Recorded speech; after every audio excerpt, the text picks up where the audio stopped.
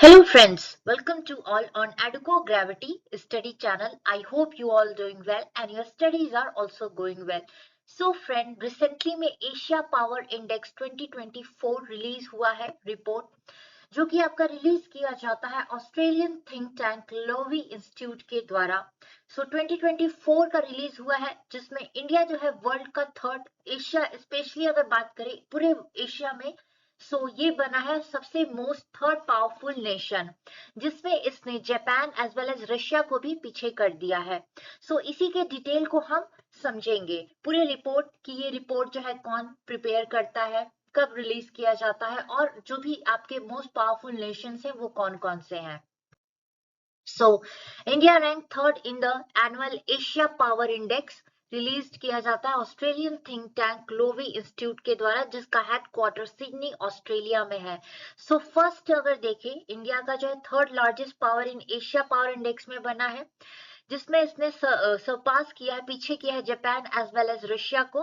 और फर्स्ट जो है आपका यूनाइटेड स्टेट्स ऑफ अमेरिका है और सेकंड पोजीशन पे चाइना है, थर्ड पे इंडिया है, फोर्थ पे आपका जापान आ गया है, फिर फिफ्थ पे ऑस्ट्रेलिया एंड सिक्स्थ पे जो है आपका रशिया है। ये कुछ इंपॉर्टेंट पॉइंट्स हैं एज वेल एज ये सारे इंडियन सिटीजनशिप के लिए एक प्राउड मोमेंट है कि देखिए अभी कुछ सालों पहले मोर देन अगर आप बात कर ले 10 साल पहले, 1 डिकेड पहले देखेंगे तो हमारा जो साइंस टेक्नोलॉजी का इनोवेशन था उसमें भी हमारा रैंक इतना कुछ खास नहीं था।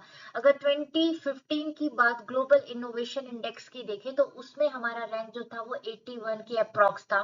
लेकिन इन्हीं कुछ सालों में आपने देखा होगा कितनी तेजी से भारत का इकोनॉमिक जो है वो बढ़ा है एज वेल एज हमारा जो इंटरनेशनल रिलेशन है वो भी कह सकते हैं कुछ पॉजिटिव एक्सटेंट में कितना बढ़ा हुआ है। कल्चरल इन्फ्लुएंस बढ़ा है पूरे वर्ल्ड में, इकोनॉमिकली इन्फ्लुएंस बढ़ा है, हमारा डिफेंस इन्फ्लुएंस की बात कर ले तो वो भी बढ़ा है। हाँ, इसकी एक वजह यह है कि गवर्नमेंट जो है उसके अच्छे पॉलिसीज होना। फॉर एग्जाम्पल गवर्नमेंट ऑफ कह सकते हैं गवर्नमेंट ऑफ इंडिया जो है सेंट्रल गवर्नमेंट है उसने एक जो सबसे अच्छी खासियत है वो ये है कि उन्होंने प्रमोट किया है vocal for local.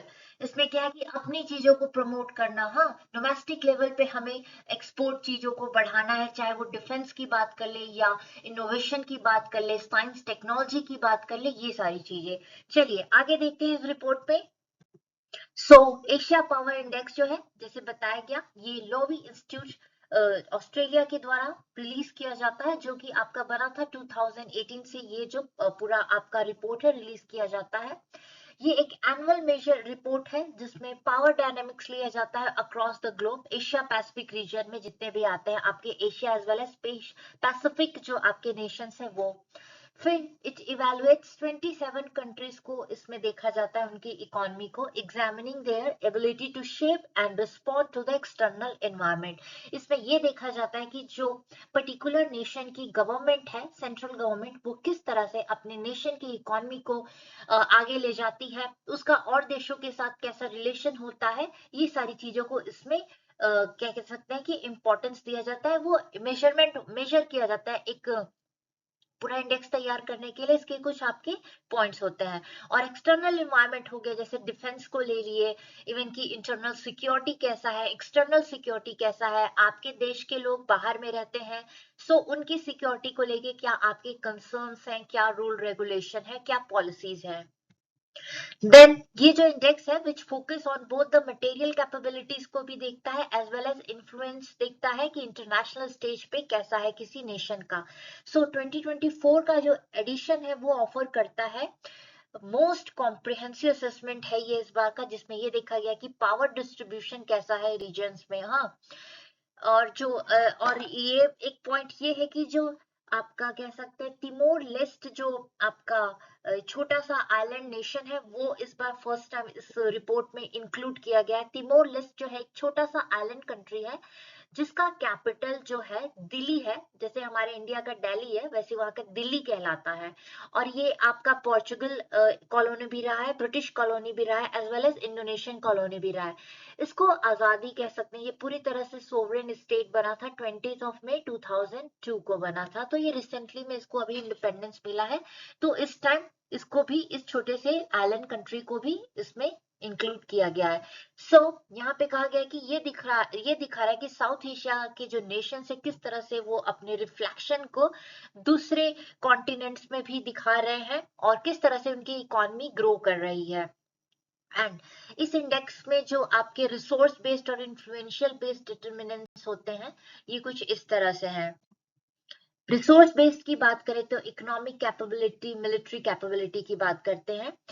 Economic capability में देखा जाता है कि किसी देश का आपका अर्थव्यवस्था कैसा है, उसकी कितनी क्षमता है, इंटरनेशनल लेवल पे वो कितना पावरफुल है।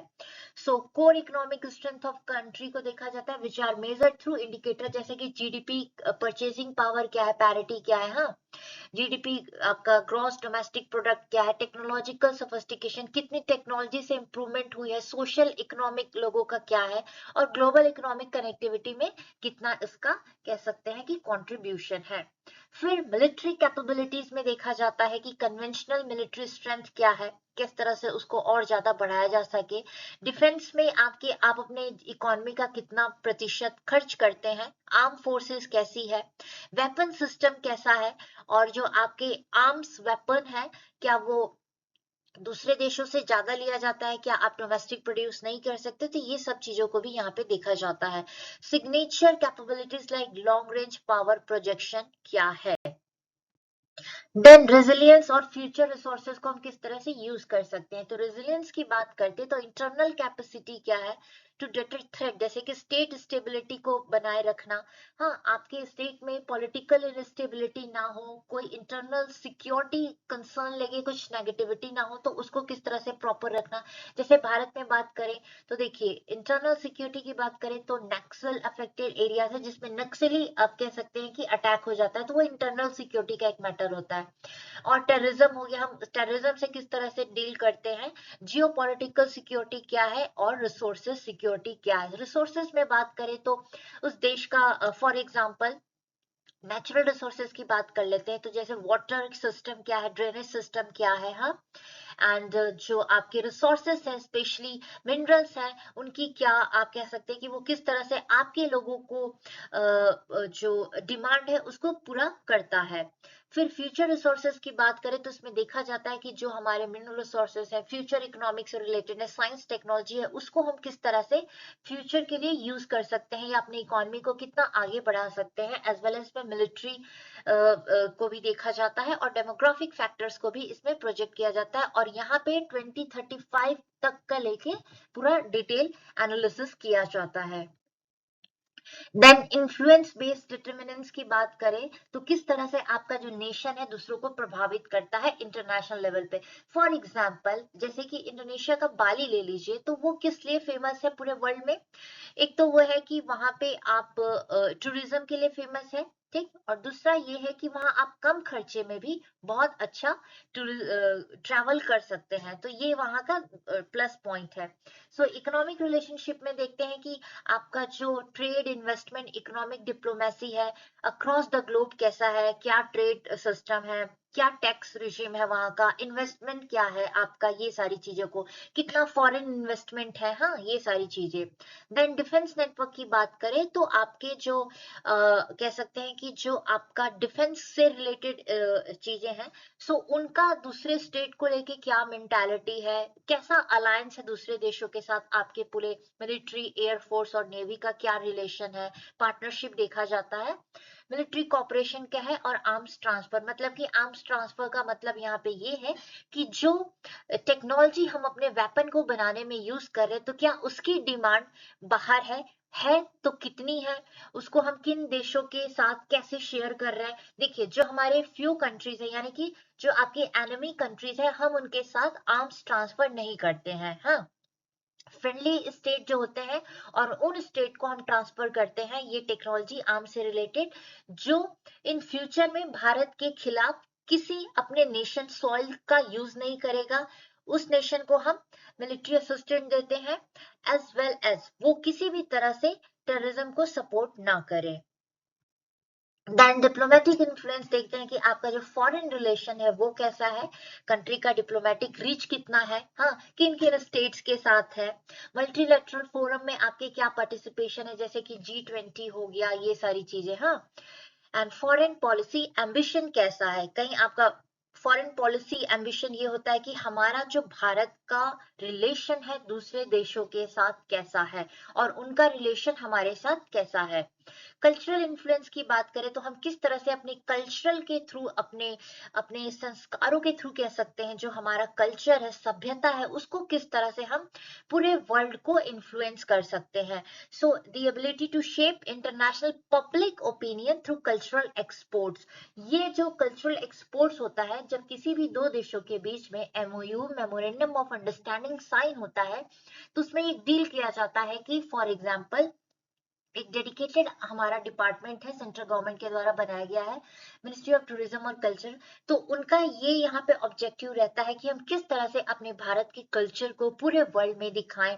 इससे दो चीजें होती है, एक तो कल्चरल आपका इन्फ्लुएंस बढ़ता है और बाहर के लोग इसको देखने के लिए एज अ टूरिज्म आते हैं। तो जब टूरिज्म आएगा तो देश का इकोनॉमिक भी आपका ग्रो करेगा, और जब टूरिज्म बढ़ेगा, लोग बाहर से आएंगे तो इंफ्रास्ट्रक्चर बनेगा। हाँ, लोगों की हॉस्पिटैलिटी के लिए होटल्स बनाए जाएंगे। तो इससे क्या होता है कि बहुत सारे लोगों को जॉब क्रिएट होता है, यानी कि उनको रोजगार मिलता है। मीडिया का इन्फ्लुएंस कैसा है, पीपल टू पीपल टाइज कैसा है, ये सारी चीजें इसमें इंक्लूड की जाती हैं। सो इसके ये कुछ पैरामीटर्स है एशिया पावर इंडेक्स रिपोर्ट बनाने के लिए। सो ये तो रहा इसका एंड। होप आपको समझ में आया होगा इसके कुछ इंपॉर्टेंट डिटेल्स। मिलते हैं नेक्स्ट वीडियो में किसी और टॉपिक के साथ।